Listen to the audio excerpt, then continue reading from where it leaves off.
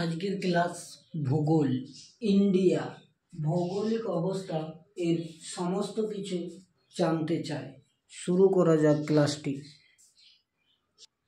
প্রথম কোশ্চেন, 1947 থেকে 1950 খ্রিস্টাব্দ পর্যন্ত ভারতের রাজ্য পুনর্গঠন সম্পর্কে আলোচনা করো। অথবা 1947 থেকে 1950 খ্রিস্টাব্দ পর্যন্ত ভারতের রাজনৈতিক কাঠামো আলোচনা করো। ব্যাপার একই। 1947 সালে 15ই আগস্ট অবিভক্ত ভারতবর্ষকে দুইটি ভাগে ভাগ করে ভারত ও পাকিস্তান নামে দুইটি স্বাধীন রাষ্ট্র গঠন করা হয়। প্রথম তাহলে দুইটি স্বাধীন রাষ্ট্র গঠন করা হয়েছিল। কি কি না ভারত ও পাকিস্তান। ভারত ও পাকিস্তান আন্ডারলাইন করে রাখবে।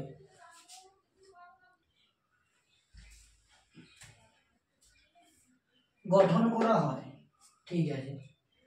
বলে বিভাজিত স্বাধীন ভারতের অংশ থেকে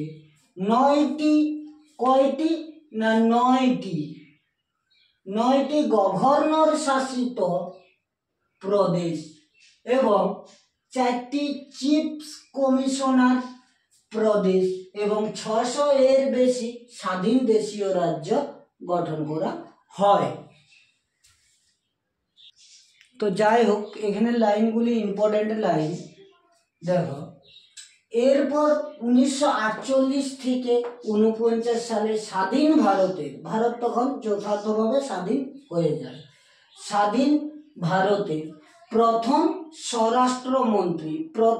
স্বরাষ্ট্রমন্ত্রী সর্দার বল্লভভাই প্যাটেল। কে? সর্দার বল্লভভাই প্যাটেল। আন্ডারলাইন করে রাখবে।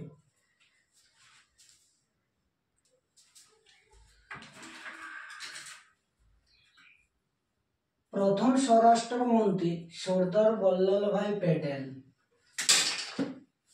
তারপর কতগুলি গভর্নর শাসিত প্রদেশের সঙ্গে যুক্ত হয় এবং অন্যগুলি রাজপ্রমুখ শাসিত রাজ্য রূপান্তরিত হয়।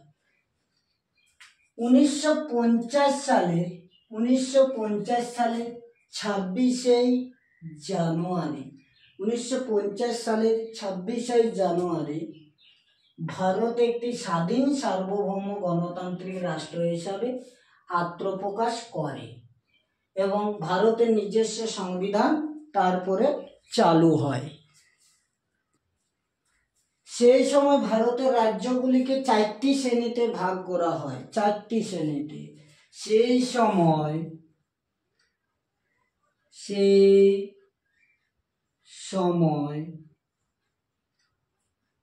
ভারতের রাজ্যগুলিকে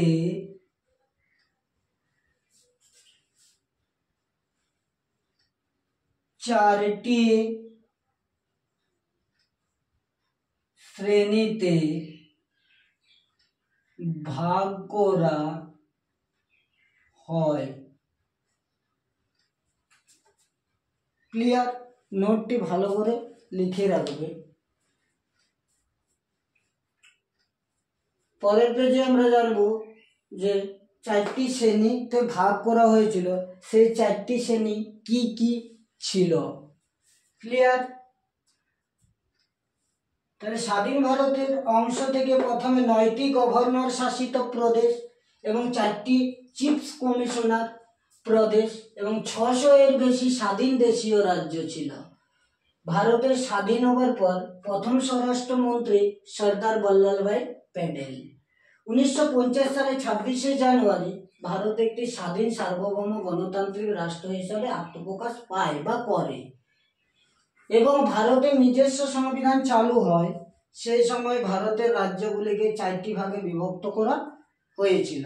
দেখা যাক সেই 4টি ক্লাসিফিকেশন বা বিভক্ত কি কি ছিল।